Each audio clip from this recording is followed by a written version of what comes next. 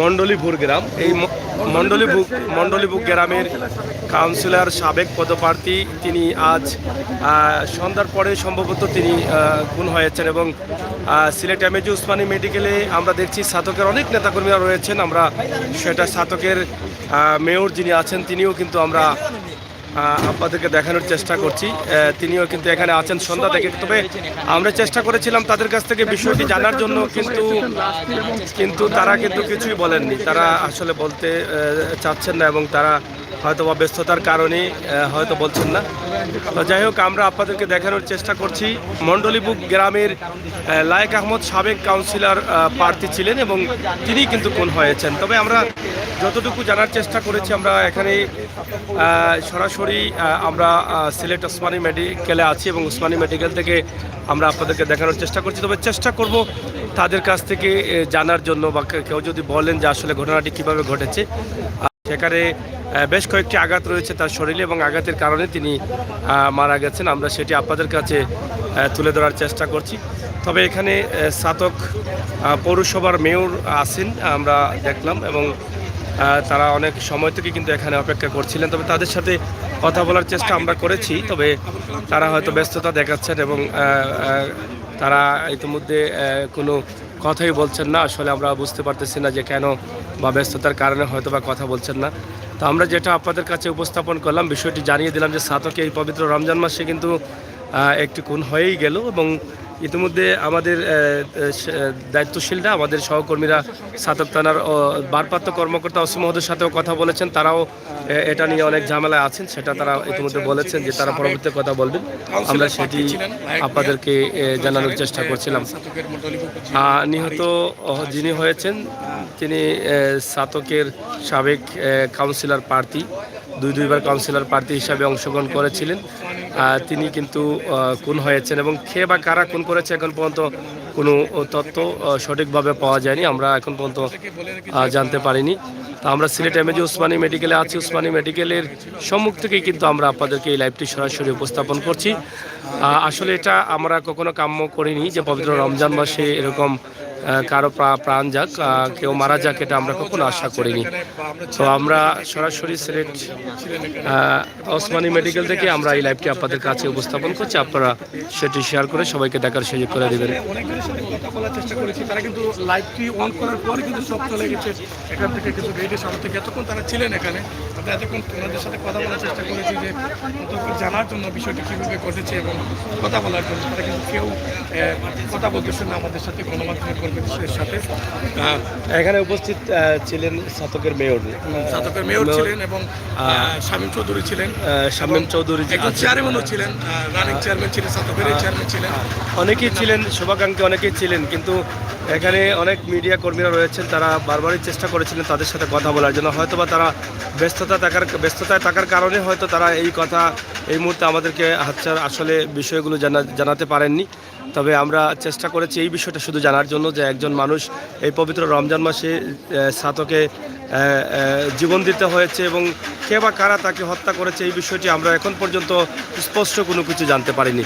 তো দর্শক, অবশ্যই আমরা চেষ্টা করব আপনাদেরকে স্পষ্ট বিষয়গুলো জানানোর জন্য। অবশ্যই আপনারা আমাদের চ্যানেলে যুক্ত থাকবেন।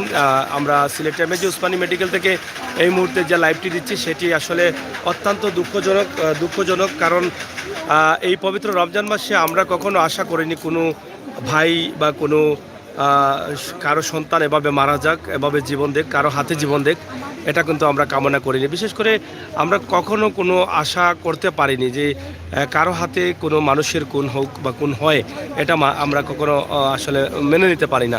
আমরা আজকের এই লাইভটি যদি স্পষ্ট কোনো তথ্য এখনও পাইনি যে তিনি কিভাবে খুন হয়েছেন বা কে বা কারা খুন করেছে, এটা এখনও তথ্য পাইনি। তবে এতটুকু জানি যে খুনটা হয়েছে ছাতকেই এবং ছাতকের মণ্ডলীপুর গ্রাম থানার পাশ, মণ্ডলীপুর ছাতকের পৌরসভার 7 নং ওয়ার্ড।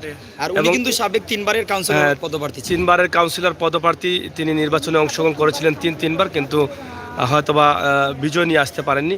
তারপরেও কিন্তু আজকে তিনি কেন কি কারণে মানে খুন হতে হয়েছে এই বিষয়টি আমরা এখন পর্যন্ত স্পষ্ট জানতে পারিনি। তবে যারা ছিলেন এখানে আত্মীয় স্বজন বা ছাতকের পৌর মেয়র কিন্তু এখানে আছেন এবং শামীম চৌধুরীও কিন্তু ছাতকের মেয়র এখানে আছেন এবং ইতিমধ্যে আপনারা জানেন যে যেটা আমরা জানানোর চেষ্টা করেছিলাম এবং যিনি মারা গেছেন লায়েক আহমদ, ওনার লাশটি কিন্তু এখন মর্গে আছে সিলেট এমএজি ওসমানী মেডিকেলে, এবং তারাও কিন্তু এখানে আছেন। এবং এখানে ছাতকের দায়িত্বশীল অনেকেরই কিন্তু এখানে গাড়ি আছে, আমরা সেটি দেখছি। এবং অনেকেই ছিলেন, তারা বহু সময় কিন্তু এখানে অবস্থান করছিলেন। কিন্তু কিছু জানেননি ঘটনা নিয়ে? আমরা আপনাদেরকে যখন চেষ্টা করেছিলাম লাইভে নিয়ে আসার জন্য, ঠিক তখনই কিন্তু তারা এখান থেকে হয়তোবা অন্যত্র চলে গেছেন। তারা অনেকেই কিন্তু এখানে অবস্থান করছিলেন। আমরা লাইভের শুরুতেই দেখেছেন আপনারা তারা কিভাবে যখন এখানে লাইভ শুরু হয়েছে তারা তাড়াহুড়া করে এখান থেকে গেছেন। তাদের কোনো কাজে গেছেন না আমাদেরকে লাইভ দেখে গেছেন, সেটা আসলে আমরা বুঝতে পারতেছি না। তবে আমরা চেষ্টা করেছিলাম বেশ কয়েকবার তাদের সাথে কথা বলার, এবং তাদেরকে বলেছিলাম যে আমাদের সাথে আসলে জানানোর জন্য যে ঘটনাটি কী হয়েছে, কিভাবে হয়েছে, সেটা কিন্তু তারা আমাদেরকে জানাননি। সেই সময়টা আমাদেরকে দেননি, হয়তোবা তাদের ব্যস্ততার কারণে কিন্তু তারা দিতে পারেননি।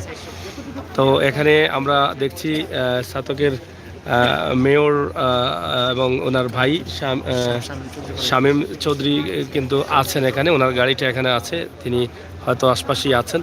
তো যাই হোক, ছাতকের অনেক নেতাকর্মীরা আছেন এবং অনেক আত্মীয় স্বজনরা আছেন। যিনি লায়েক আহমদ, যিনি মারা গেছেন ছাতকের মণ্ডলীপুর গ্রাম, যেটা 7 নম্বর ওয়ার্ড।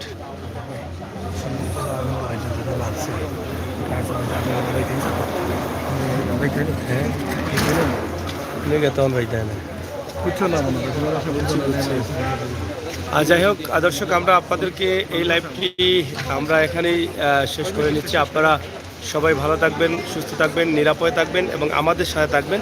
আমাদের ভিডিওগুলো মন থেকে উপভোগ করবেন। আমরা শুধু এখানে আজকে যে পবিত্র রমজান মাসে একজন মানুষ খুন হয়ে গেলেন ছাতকে, সেই বিষয়টি আপনাদের কাছে সরাসরি উপস্থাপন করলাম। আপনারা অবশ্যই আপনাদের মূল্যবান মতামত কমেন্ট বক্সে লিখবেন। সিলেট এমএজি ওসমানী মেডিকেলের ইমার্জেন্সি গেট থেকে আমরা এই ভিডিওটি আপনাদের কাছে উপস্থাপন করছি। কিছুক্ষণ আগে এখানে ছাতকের নেতৃবৃন্দ যারা আছেন তারা এসে মর্গে থাকা লাশটি তারা দেখেছেন নিজ চোখে, এবং বেশ কয়েকটি আঘাত রয়েছে সেই লাশের উপরে, আমরাও দেখেছি এখানে মর্গে।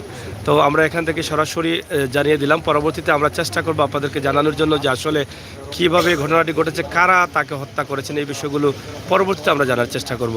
তো দর্শক, ভালো থাকুন, নিরাপদ থাকুন, সুস্থ থাকুন। ভিডিওটি শেয়ার করে সবাইকে দেখার সুযোগ করে দিন।